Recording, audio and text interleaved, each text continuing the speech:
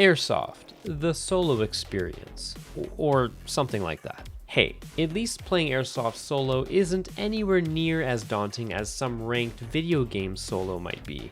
If you play Airsoft by yourself, today's video might help.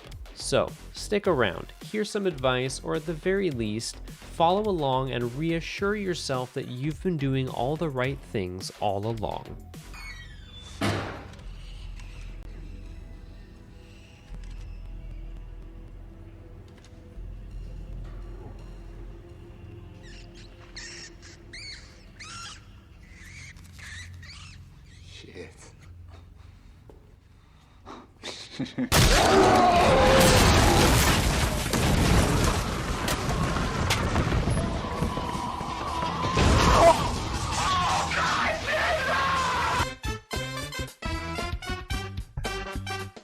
Yes, a good solo player doesn't just run around aimlessly. You can't rely on teammates or your squad to bail you out, so make sure you're picking the right spots to go to. Elevations, bushes, defensive positions, or even just spots you personally know better than others. All of these will do. You need to give yourself as many advantages as possible when you're going solo. Positioning is very important. The last thing you want to do is corner yourself with no escape, or put yourself in a predictable spot that'll attract enemies, quickly putting yourself against overwhelming odds. Best advice I can give here is to know the map layout, have escape routes, and be prepared to turn shooting angles on a dime if you purposely put yourself in the middle.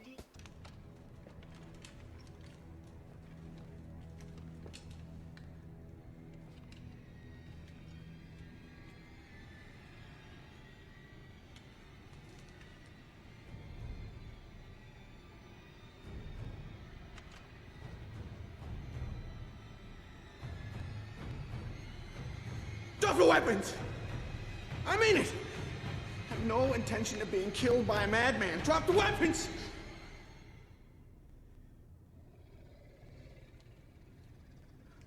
Oh, there's something behind me, isn't there?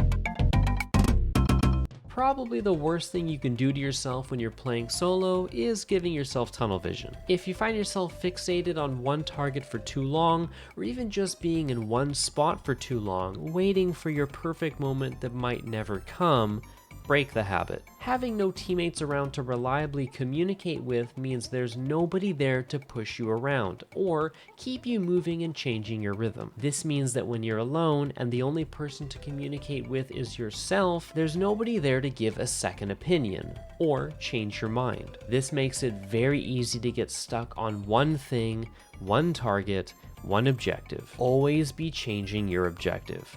Staying dynamic will keep you alive much longer. It'll keep you moving and less paranoid when you're alone. All of this works towards having a much calmer decision-making process in high-stress situations, like pretend combat. If you can keep a cool head and not get stuck on one thing for too long out there, you'll be more aware of your surroundings. Please provide DNA verification. Welcome, Patricia Talman. Access granted.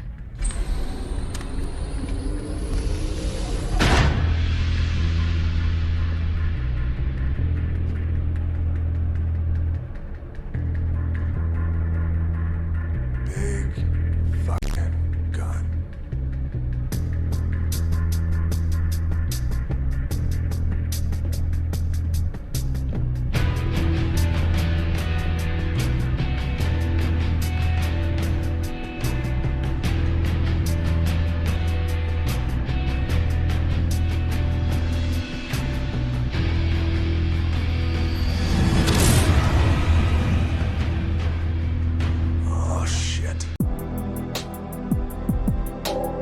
I think it's fair to say that the more equipped you are, the more versatile you're going to be as a solo player. Now, I'm not asking you to rock a sniper, SMG, and LMG loadout all at once.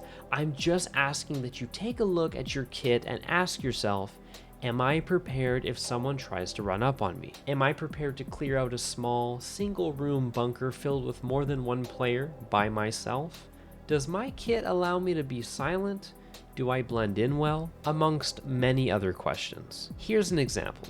I have a simple, cheap Springer grenade on my kit. Had one for a while. I can now confidently take out a single bunker or floor of a structure full of enemies by myself. Before, I'd have to push in alone, clearing corners, making mistakes, or even just risking tunnel vision when entering structures. Now, I can simply toss a grenade into a popular defensive zone. Boom. Cleared. Well, hopefully. Equip yourself with the right gear and you'll be equipping yourself with another layer of confidence. Remember, you can't rely on others, so if you need the right firepower, you need to bring it. Of course, this is all situational and depends on your playstyle. Don't rely on others to complement your playstyle. Optimize your own kit to maximize your effectiveness.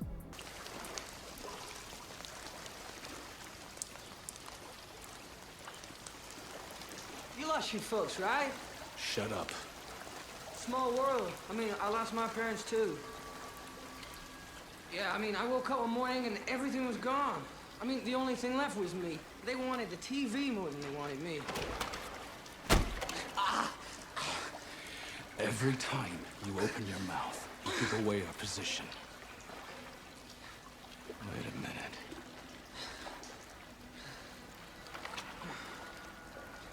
Your pupils are dilated. Are you high?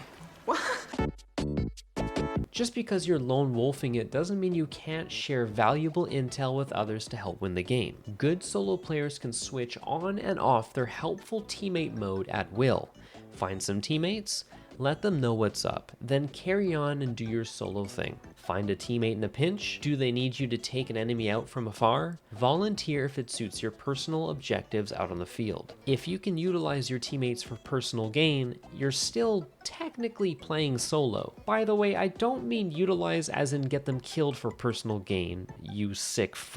Working with teammates shouldn't be yucky for solo-minded players. It should be seen as quick opportunities to help you get somewhere, get you further, help the team as a whole, but more importantly, ensure your own personal survival. Again, judging by my gameplay, I'm pretty much a solo player. But when I run into teammates, I let them know what's up, and if there's a mutual gain between us that ensures I don't get shot, and we also get a little bit closer to success, I am all for it. Trust yourself, but use your teammates.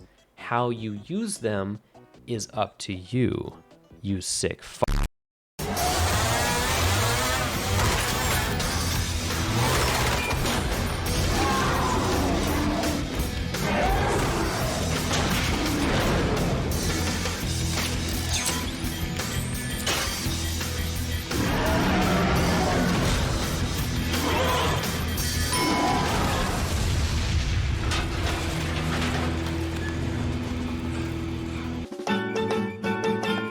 I think this one's fairly obvious. Life isn't a movie, and you're probably not going to solo 1v10.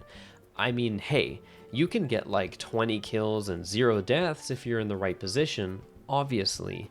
That's not what I'm saying though. I'm talking about storming the fortress by yourself, rushing the objective alone, going to a high traffic area with no backup. From my personal experience, I find that playing solo is best done in a support role. Stick to the outside, keep tabs on the objective, and remain within shooting range of it, but you probably shouldn't be trying to win the round single-handedly. You can certainly have a hand in victory, but that's only by choosing engagements you can win. If it suits your playstyle, use distance to your advantage.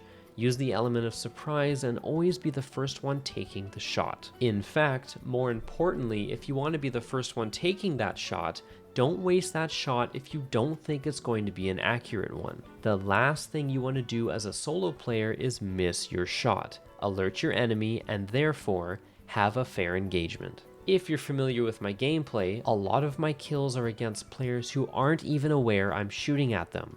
Of course, until it's too late. I find positions that allow me to shoot at their sides, or if I'm lucky, behind them. Rarely do I purposely try and put myself into head-on engagements, if I can help it. What I'm saying is, choose your battles, and when you do, make the first move. But don't waste it. If you can follow those steps, you're going to win your engagements as a solo player.